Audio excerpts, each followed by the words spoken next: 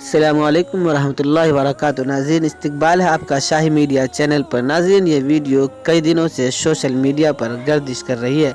जी नाज़रीन, ये वीडियो लखनऊ ऐश बाग railway station की है, जहां पर ये नज़ारा आपको देखने को मिल रहा है। जी नाज़रीन, ट्रेन पर सवार यात्रियों को इसका खाना दिया जाता है। नाज़रीन, किस तरह सफाई से लोग धो रहे हैं, ये आलू है और ये आलू को ये लोग किस तरह सफाई से धो रहे हैं। ये वीडियो बहुत दिनों से गर्दिश कर रही है और यही आलू पका करके ट्रेन पर मुसाफिरों को दिया जाता है खाने के लिए।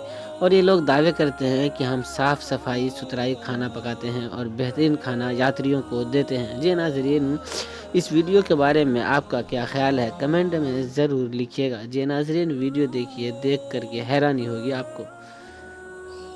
आलू धोते हुए, और यही खाना हम लोग यात्रियों को, ट्रेन में सफ़र करने वाले यात्रियों को मिलता है।